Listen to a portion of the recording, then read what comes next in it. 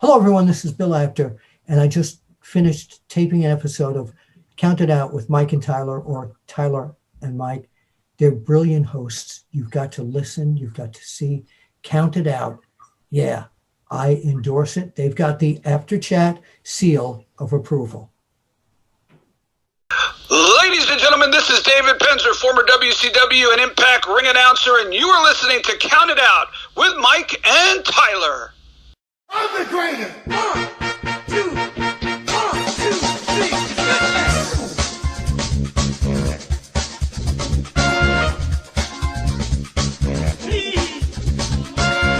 I'm the greatest.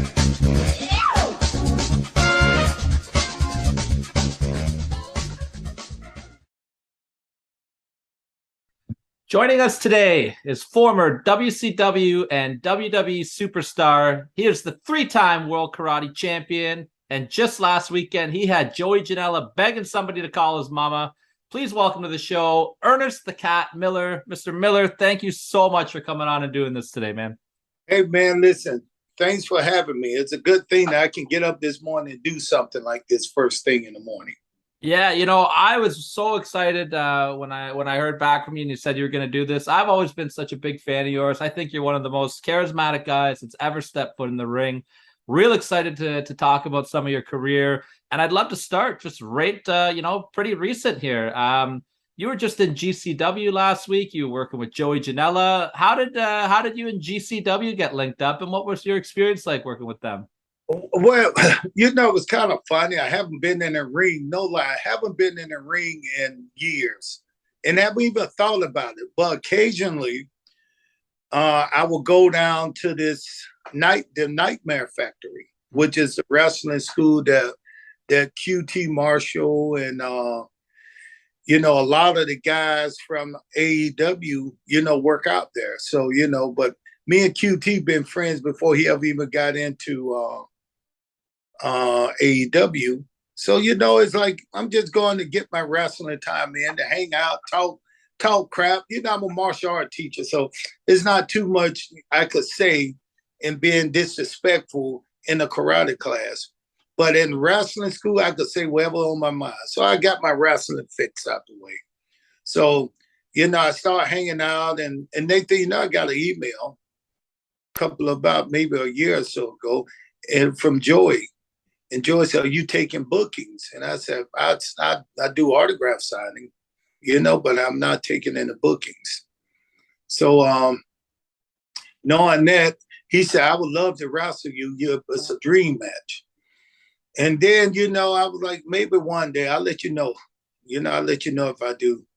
So out of the blue, I was just feeling good one morning. And this was like a couple of weeks ago. I was feeling good. And the guy called and said, "Hey, Cat." Sonny Ono called and said, "Hey, Cat, we doing a show in Chicago."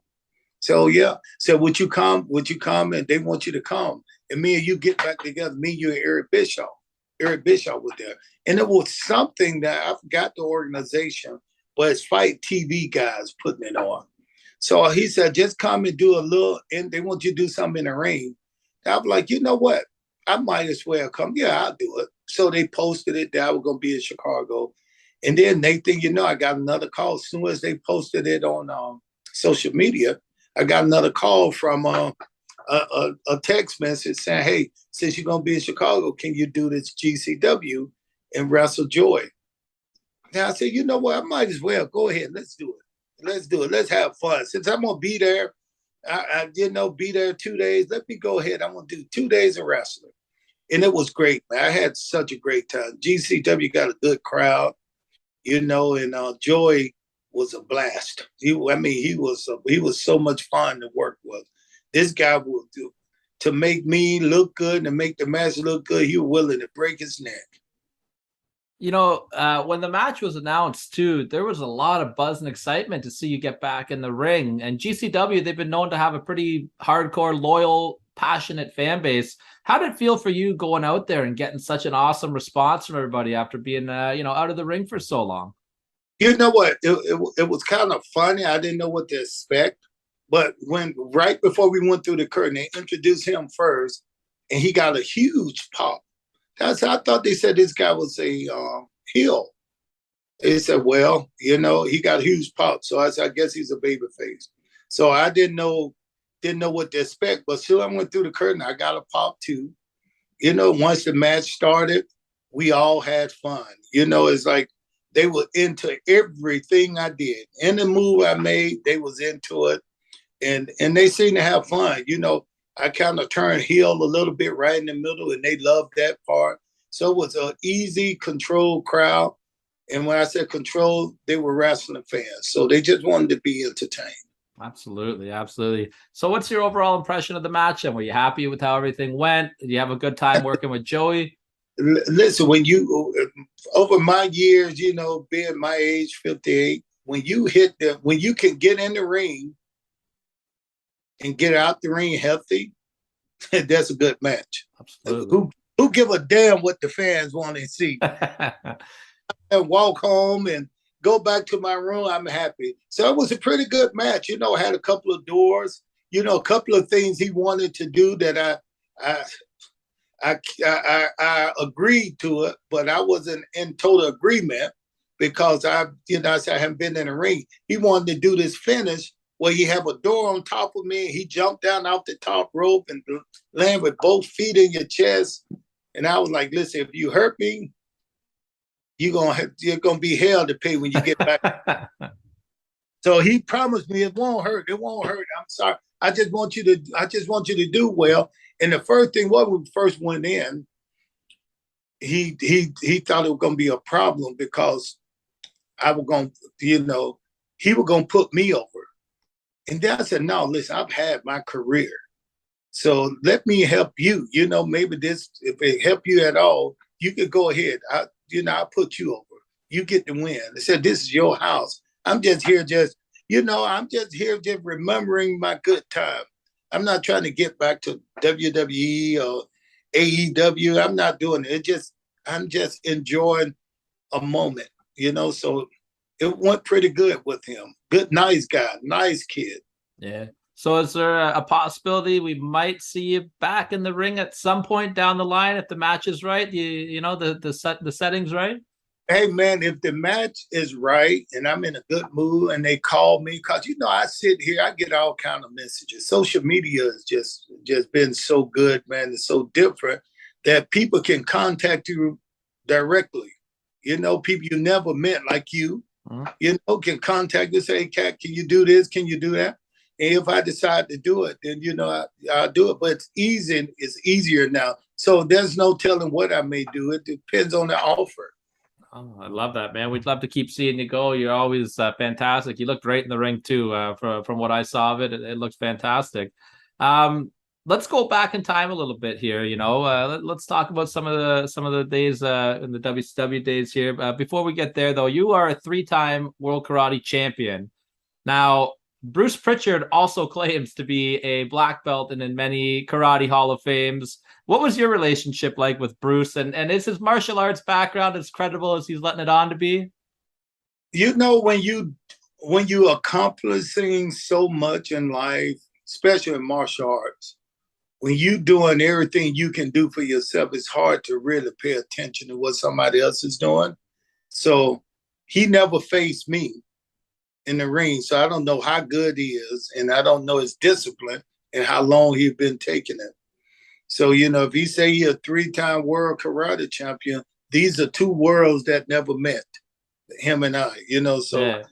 No, he maybe not. But when I see him, I'll find out.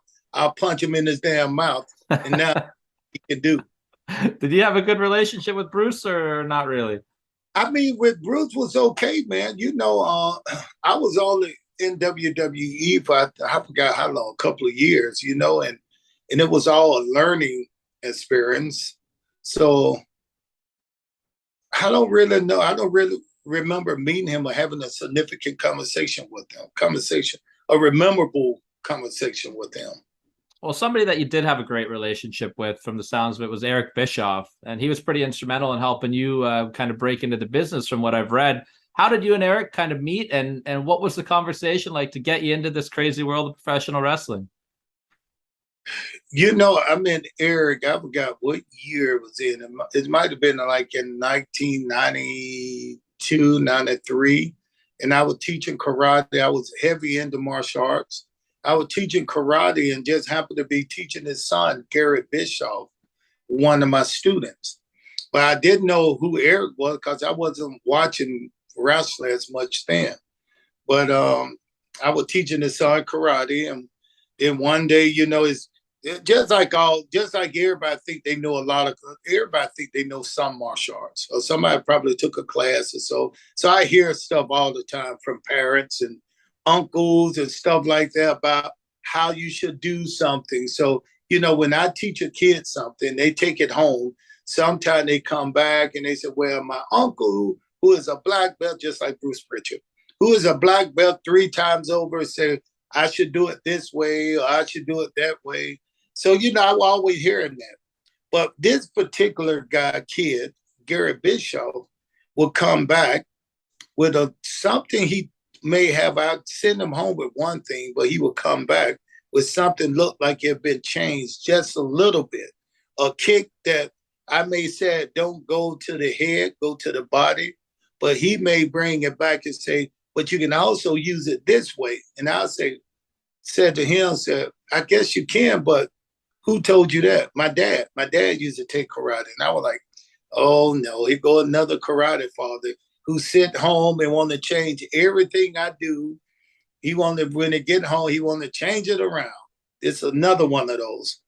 So one day Gary came in and Gary said, hey, my dad wanted to come and spar with you guys one day. And I said, tell him come on Saturday. Thinking the whole time this guy's not going to ever show up because on a Saturday, we have all black belt fighting. So I was thinking this guy, father, is not going to show up. They just somebody trying to be the big shot in the family. I understand. I understood. So when Saturday morning came, I had about 8 black belts there. And we aligned each black belt up on one side of the room. And we'll put all the students and everybody else in front of one of them. And when you fight that one, you rotate yourself all the way down to the next one. Then the last one, go back around and start over. And I always started on the end. I was on the end, so I could kind of watch the class. By the time they got to me, I could watch the class and make sure they're doing exactly what I wanted them to do. So anyway, the doors open. We got ready to start class. And Nathan, you know, I hear my front door swing open, bing, bing.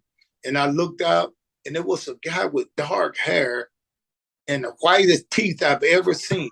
Like, who the hell is that? So he had, and under his arm, he had an old blue dirty gi, karate gi, with a black belt wrapped up around the black belt. And I was like, who is that coming, you know? So he came in. He said, hey, Mr. Miller. I said, hey. He said, I'm Garrett's father. I said, oh, okay. I said, you going to join us today? He said, yes, if you don't care. I said, yeah. He went in there to get dressed. He got dressed, put on all his gear, and he started on the other end. And he started in the students line, which means he would go face and fight all the black belts.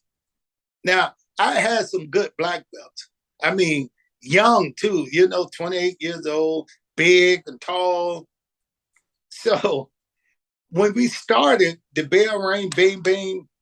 I'm sparring around with a little kid in front of me. I'm playing around with it. He tried to sweep my leg out, jump, flip over, just playing with the kids. Boom.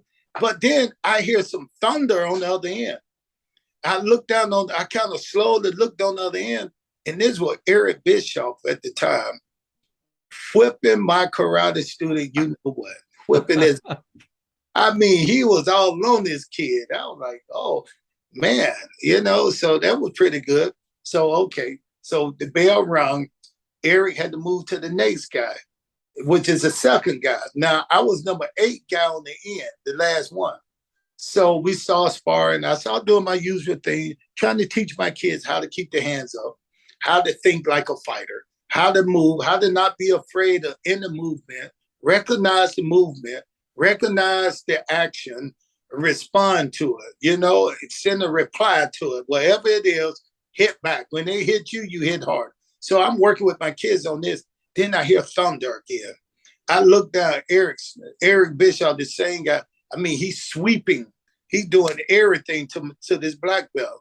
I mean, he really putting some, he was really beating this guy, you know what? Again, that's it. He might be okay.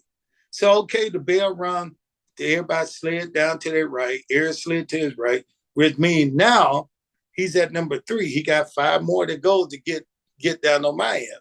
So I'm paying, the closer he get, the more attention I'm paying to him, because the way it's set up, we start with the not so good black belt at the end, that as you get down the line, you start getting closer to me. And these are the best of the best. Mm. So Eric got to side me, and he had beat everybody up. He was at right number 7. He had beat that guy out. So I said, okay, switch. So when they switched, Eric came down, he faced me, he looked at me. And his son had just finished, so he's standing behind. Now I'm looking at my karate class I'm teaching, and I'm telling them, listen, see some of you guys, your hands are down too low. Make sure you look in the mirror sometime right here next to the mirror on the wall. Make sure you keep your hands up so they'll guard you and protect you. Everybody said, yes, sir, Mr. Miller. Then the bell rung, so I faced Eric.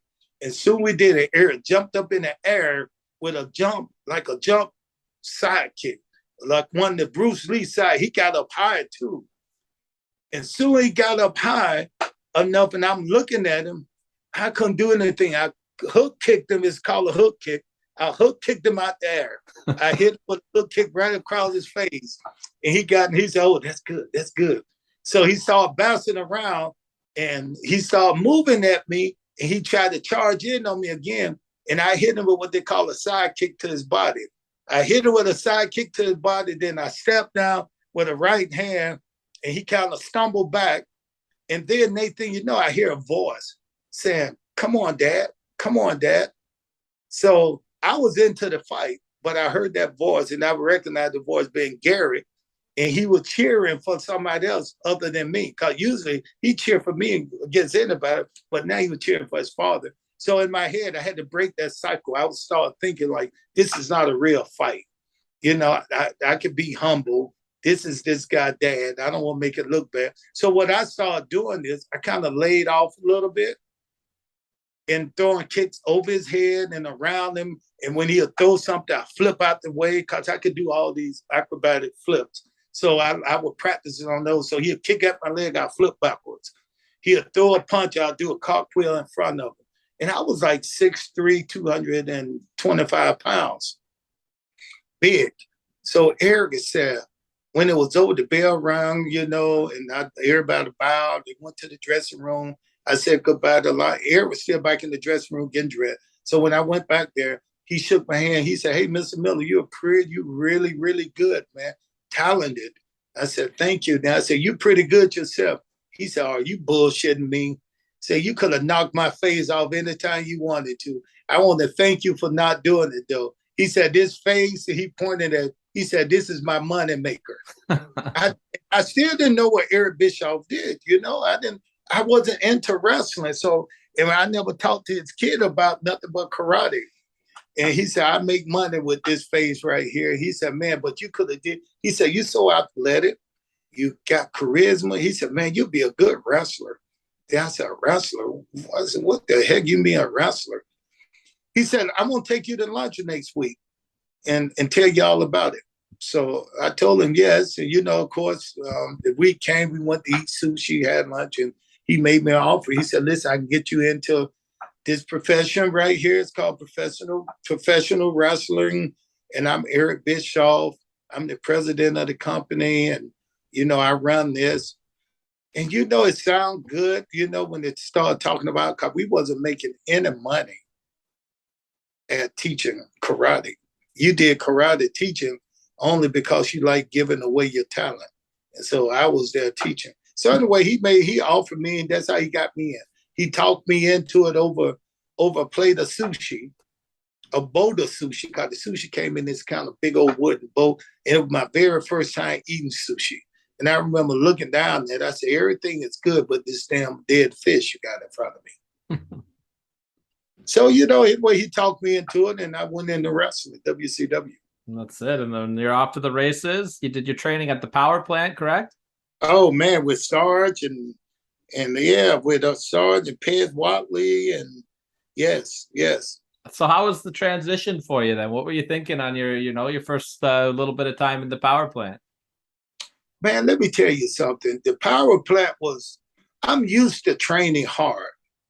And the power plant was training really, really hard, but nobody watched over you. And I was getting paid a ton of money to do it. So here I am. I could sit home and get paid the same amount of money, or I can go and do what I was supposed to do. So I did something that a lot of wrestlers, I didn't know at the time. Usually when wrestlers get into the power plant and they getting paid, they're already on the contract.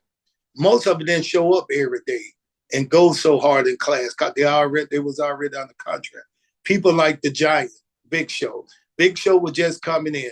Big Show spent a little time at the power plant, but Big Show was on the road a lot. He was getting paid, so was on the contract. So he didn't spend a lot of time down there. You know, and Goldberg came through. He did the same thing.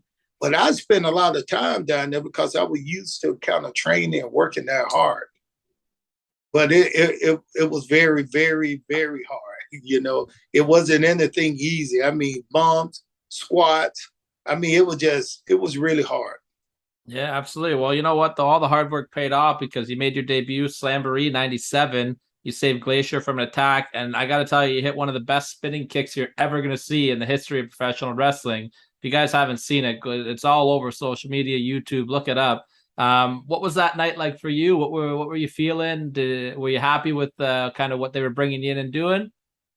You know what? They were going to just bring me in just as Ernest Miller, just bring me in and bang, bang, to be a single wrestler.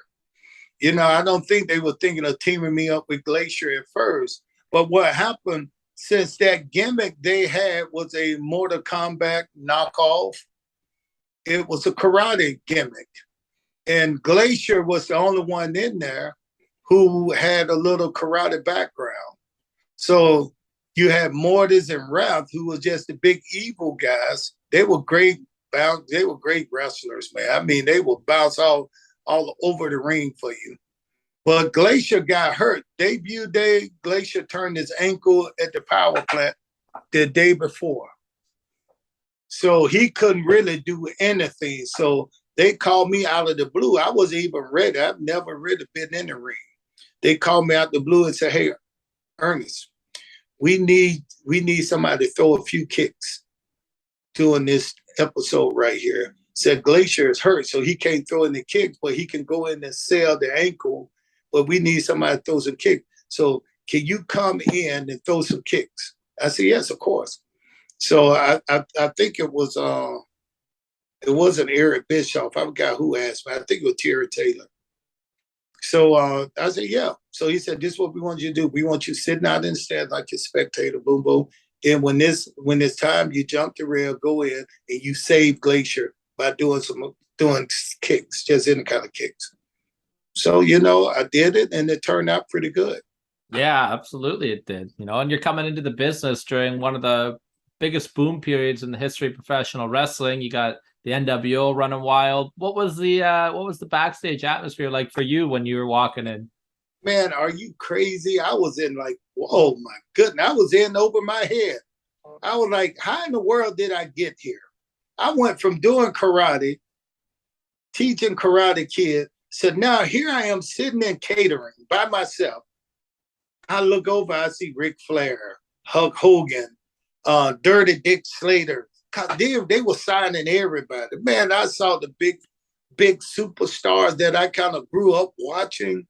And here I am in the locker room, in the catering, eating with these guys. And they all sitting at a table. Then I look over to my left. I saw this table, and they haven't came out yet.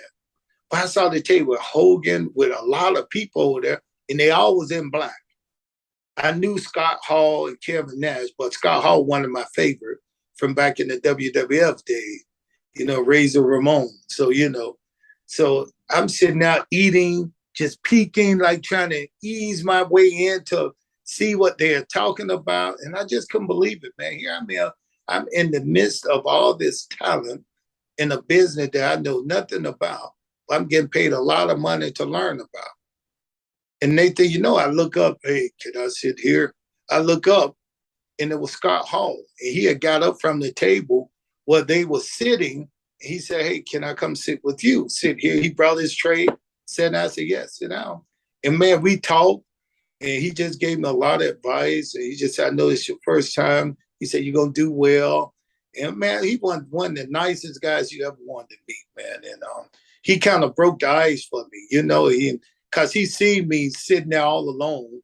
And he know I was new to the business. He got up from the table, all the superstars came and sat down with me, and we talked for about an hour.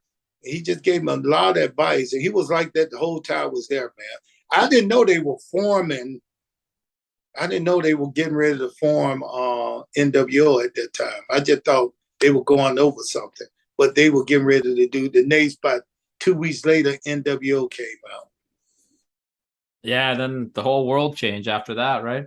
Man, that was so entertaining, man. It was entertaining for us in the back. We used to, because they didn't tell her what was going on. We'd just we'd sit back in the back, watch the monitor, and watch NWO, man. It was so much fun, man. These guys were like, they were truly bad guys, and it was fun to watch. Absolutely. For you and your career, though, things really started to pick up when they paired you up with Sonny Ono. And I thought you guys were so good together. The chemistry was great. Whose idea was it to pair you guys up? And how do you like your time working with Sonny? Well, with Sonny, we both were mutual agreement, because Sonny is a real martial artist and tournament martial artist. I used to watch Sonny when I first got into karate. They had like the #1 karate team on the national karate point circuit. I mean, Sonny was like an all-around fighter, forms. He could do it all, man. So that had a connection when we got in. But see, I was already getting over it. By then, the cat was doing a lot of talking and dancing and doing all this stuff. But I wanted to add something that we're going to take somebody else. And I wanted to add that James Brown with the cape stuff on there. I wanted to add that to my routine, but I need someone who's can have the charisma to walk a pair of red shoes across, put the cape on me, and then let me dance. So I needed to add something. And Sonny, if you know Sonny, man, he's 24/7. Sonny Ono. He's so funny and entertaining. Even now, when he called me on the phone, I can stay on the phone talking to him for hours. He is just so funny. And the chemistry really showed. Like, you talk on the phone for hours, so you can see that you're friends. And for you, I think things really like started to pick up when they put a microphone in your hand, let you show off your personality a little bit. Was that something that just kind of happened organically, or did you have to kind of push a little to be like, hey, give me a mic and let me show you what I can do? Man, I heard a damn story this weekend. I ain't gonna tell you who it was, but I was at this event in Chicago, and this guy asked me about this. He asked me about this at one of the AEW shows. He said, did this really happen? I said, yeah, that's how it happened. That's how I got discovered in the back. And then they think, I go to this event, and this guy talking, and he's telling them how he got discovered. Then I looked at Sonny, I said, wait a minute. He just asked me my story, and I told him my story. And now he doing a podcast telling everybody that's how he got discovered too, unless somebody said that same person said the same thing to him. But the way I got discovered is I got comfortable with the locker room. Well, all the guys, that's where all the fun stuff happened anyway, in the fucking locker room. So I'm in the locker room having this, man, Kevin Nash, and I used to come in and I talked a lot. I used to talk about everybody, and me and Booker T used to go at it, me and Nash, Hall, and they all come in talking about my karate fake and just to get me going. They loved to get me going. So Chavo Guerrero, they used to love to get me going, So one day I just go in the locker room and I was telling everybody, everybody sit down, everybody gonna listen to me and listen to what I have to say. I'm running the whole show. And I'm doing this routine just for having fun, entertaining myself in the back of the locker room. So matter of fact, there's a lot of money in here. I think if I lock this front door right here, I can take over a bunch of banks in here because you guys ain't gonna get out till each and every one write me a check, you know, and they just laugh, you know. I was just doing that kind of stuff. Then one day Terry Taylor walked up to me and said, "Hey man, I hear you funny as you know what, funny as hell in that locker room. I hear you saying some stuff that nobody can go against you in there. Even Hall and Nash couldn't shut you down. So you just really fun. They love you in the locker room. Here go a Mike. Go out and do the same stuff out there in the ring." And I said, "What?" He said, "Go out there and do what you do in the locker room, do it in the ring." And you got to understand, I'm not a wrestler. I've never wanted to be a wrestler. It just happened to kind of drop into my lap. So being that, I knew nothing about how to control a crowd. I was shy. I didn't know how to do all that in front of. I could do it in front of my friends, but now they want me to do it in the ring. So I really had to adapt really fast, you know, and to get over and be able to do it. But once I got relaxed and I understood a little bit more about wrestling and the fans, I was able to continue to grow as a character. Yeah, absolutely. I just kind of want to harp on something that you touched on a little bit there. You said that you were backstage with AEW, taking a visit there in Chicago. What's your overall thoughts of the AEW product right now? You know, obviously they're in the news a lot right now for some things that are going on, but that aside, what do you think is how they're doing overall? I don't watch it much. You know, that's kind of fun, but I don't watch wrestling much, man. Because to me, I'm going to tell you this. I like wrestling, but I don't watch it much now because this is me growing up. When I did watch wrestling, it was like, I don't know about your picnics, but I can tell you about my picnic and the Black family picnics. You always got 2 or 3 uncles at the family get together that sit in the corner and talk about everybody. And then when somebody say something back to them, they gonna kick somebody's ass. And you know, it's that uncle always talking about he gonna kick somebody's ass. And no, he can't. So here I am watching wrestling, and everybody on the wrestling show at that time looked like they could be that uncle who'd always talked about kicking somebody's ass. And now you get to see that uncle in the ring and see what he gonna do.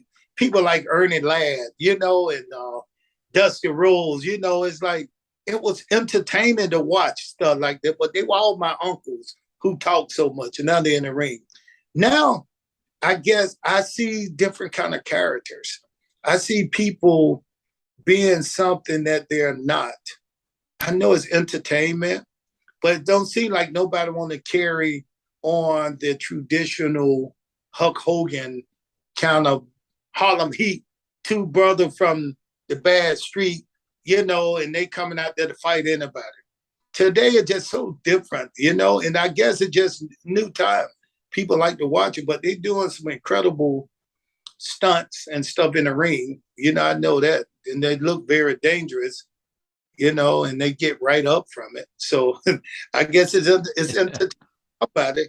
Yeah, you know, I always like the people like you that, you know, you can see that it's like a part of who you are ramped up to 1,000 when you're on the TV, and you resonate with that, right? Whereas, like you said, some of these characters now, it's tougher to get into them just because, you know, they're you can tell they're playing the character more than themselves, right?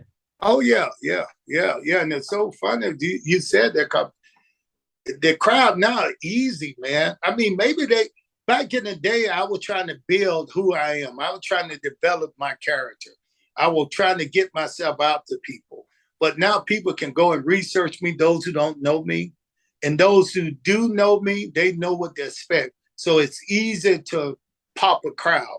Like, you know, the GCW, I've never been there before. And some of these guys were too young to even see me in WCW.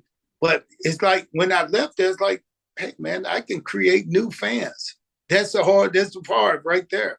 That they don't have to be an old fan.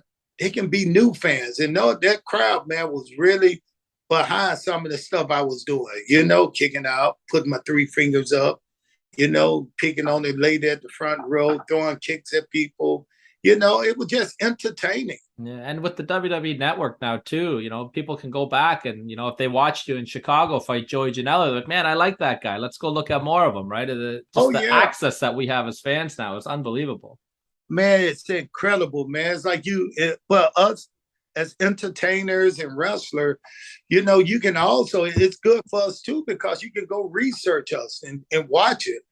Most of the time, a lot of people didn't come to a live wrestling show. To me, it was never entertaining. I was like, I wonder what these people are doing. They sitting out, they seem so bored. But when you watch it on TV, you can see how it can be entertaining when you add all the bread around it. The people, the announcers, the referees. You get to see the whole story develop right in front of you. And now it's good now. You don't have to watch a whole wrestling show. All you got to do is watch highlights. Yeah, absolutely. I kind of want to go back to a little bit more of your career here, because you were picking up real steam here. You're cutting these great promos every week. Your spot, it seemed like, was growing on the card a little bit. Was there ever any talk or any pitches to put you in that upper main event picture because you were getting so over as a heel? Oh, yes, man. I was over. I mean, I was over so much that during the WCW and the WWF Monday Night War, if something was on TV, I would want, and they were trying to spike the audience, they'll call me, Cat, go to the ring. Go to the ring. I mean, I could get heat or I could get cheered. It's like we knew. So I was over one time pretty good that Hulk Hogan himself talked to the committee and said, hey, I want to lose the belt to Cat. And then I want to chase him to get it back. And that was his idea. He took to it. But from what I've heard, Eric Bischoff did not want me to win it on the Monday night and lose it on the Thursday night. He wanted me to carry the belt for a little while. So they kind of talked about putting it off. And that's when the bottom started to fall out too later on, about a couple of months later, a year later. But yeah, they talked about me working with them. And back then, I don't know if you remember this, but a lot of the top talent did not want to work with the younger guys. That's why when Vince Russo came and he made the Young Bloods and the $1 Million Club, that was just a imperative of what was going on. You got Lex Luger and these big name guys, but they would not work with the young talent for some reason. To help get other people over. They was not doing that. Yeah, so that came across on TV too. You could tell that there was that awkwardness when you were watching it of these guys not wanting to do business with the younger guys. I don't understand that. That was one of my most favorite things, to get in there and work with the young guys and get them over. And that's so fun. That's why I like some of the young guys now who are in out there, and like AJ Styles. Man, I used to love to work with those guys, man. I used to tell them, I worked with him, and I was over. I worked with them. We had a good time. That's why when Vince Russo came, I was one of the guys that he continued to push, because I was willing to work with those guys. What was the biggest differences between working for Vince and working for Bischoff? Bischoff, to me, was more a top tier kind of manager. You can tell he was the boss. Vince Russo was like, to me, he was like one of the boys. He was like one of the wrestlers. You hang out with him. He had his friends to do that. And Eric Bischoff used to hang out too, but you knew Eric was the boss. So, it was just it was just easier. I didn't really have to add. Both of them were good to me. But, Eric was more the manager of the team, Yeah. And you mentioned around this time period that the bottom started to fall out a little bit, but you were one of the highlights every week on TV. How did this whole thing with James Brown come to be? Because I thought this was absolutely amazing, and I was shocked that they didn't promote it more, because James Brown's an icon in the world. Vince Russo. It was like Vince Russo And Vince Russo was doing Vince Russo thing. You know, he was concentrating. And I think Vince Russo was there. I don't want to blame it on him, but whoever was there, they were focused on other things because I got the red shoes just to lead up to this James Brown thing. You know, I started using the shoes to dance, then kick people because I saw James Brown in a pair of red shoes. And I remember the red shoe thing started working so much that one day I had just finished the ring, had just finished in the ring, and I would go into the locker room, and Sting would go into the ring, and he had just finished watching me on the monitor. He said, "Cat, that's really good, man." I said, "What?" He said, "Oh, red shoes and the dance, that's gonna get over." And if you know Sting, Sting is so nice that it seems like he's fake, but he's not. He's just really that nice, you know. So he recognized it, and you know, he recognized what was going on, gonna get over. But I don't think Vince Russo recognized it. And I keep using the name because I think he was in charge then. But I don't think whoever was in charge recognized that how big this could have been. But when James Brown hit that stage, I don't care. We could have been anywhere, man. I mean, the crowd went crazy. Yeah. I've never heard a pop like that. When they hit James Brown music, he came out. And you know, it was set up just the way perfectly. You know, it was set up in the perfect manner, the way we had the fake James Brown to come out. And then I think I worked with, who was I working with on that? Oh, the Maestro, something like that, Yeah. I think. So, yeah. And the Maestro pulled the hairpiece off the fake James Brown that I had set up. And then soon we did that, the music hit, and James Brown came. Man, the crowd went crazy. They went crazy. Then we did our little dance all, and we didn't go over anything. We didn't practice anything. Me and James Brown didn't say we're gonna do this, do that. This dude, like, it's like it was made in heaven. Like, soon as I hit that, he hit the ring, then the music went out when he shook his hand, the crowd was going crazy. And I did what I've been doing so many years. I said, "Hey, hit my music." And then James Brown turned and got the mic from me. He said, "No, hit my music." And music came on. We started dancing back and forth. James Brown do his little dance, I do my dance. And he was so smooth with his dance that I was like, man, I see why this guy, you know, when people say someone with charisma, you can tell they have charisma with whatever they do. James Brown had that charisma, man. Then I didn't tell him about the cape. He just brought the capes, put the capes on my back, and walked me out. And you know, he have never caped. The only two people that James Brown himself has only put the cape on with me and Michael Jackson.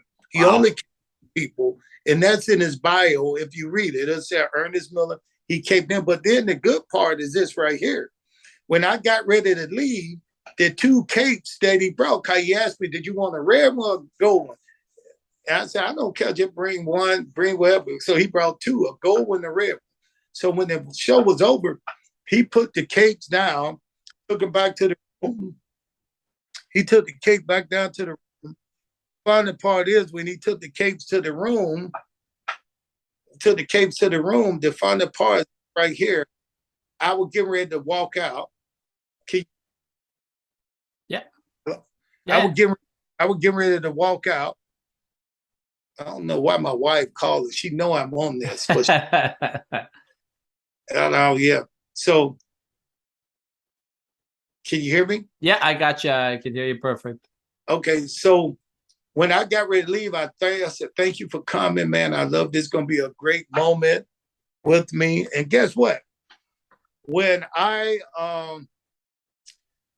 got ready to leave, James Brown said, "Hey, Cat, don't forget those capes over there, man." He said, "Don't leave those laying around."